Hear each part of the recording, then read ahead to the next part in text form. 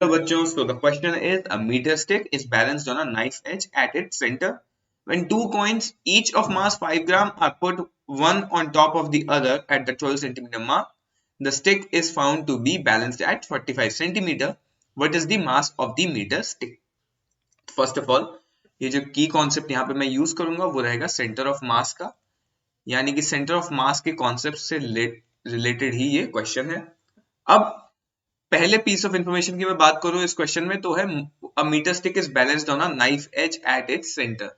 तो अगर वो नाइफ एज पे उसके सेंटर पे बैलेंस हो रही है, तो इसका मतलब कि उसका जो सेंटर ऑफ मास है स्टिक का, वो उसके सेंटर पे है।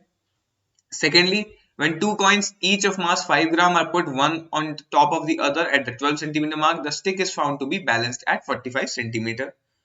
इसके बाद अगर मैंने 12 सेंटीमीटर मार्क पे दो कॉइन्स रख दिए 5 ग्राम ईच के, तो उसके बाद वो 45 सेंटीमीटर पे बैलेंस हो रही है। इसका मतलब है कि अब सेंटर ऑफ मास शिफ्ट होके 45 सेंटीमीटर पे आ गया है।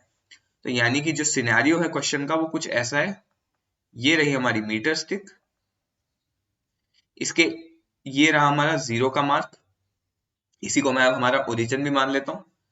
इसके बाद इस स्टिक का जो सेंटर ऑफ मास है वो है 50 सेंटीमीटर मार्क पे, और यहाँ 12 सेंटीमीटर मार्क पे हमने दो कॉइन्स रख दिए 5 ग्राम ईच के, तो यानी कि टोटल मास 10 ग्राम्स,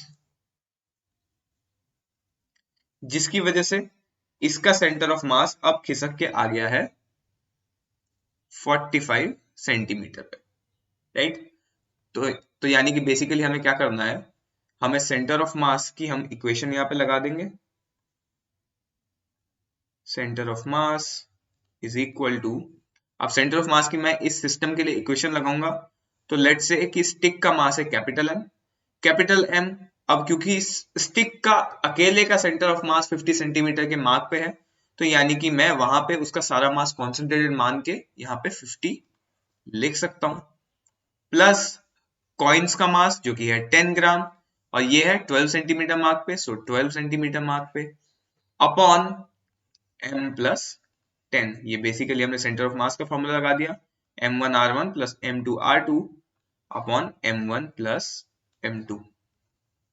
यहां से सेंटर ऑफ मास हमारा अब शिफ्ट होके आ गया 45 सेंटीमीटर के मार्क पे, तो 45 is equal to m into 50 plus 10 into 12 is equal to 120 upon m plus 10।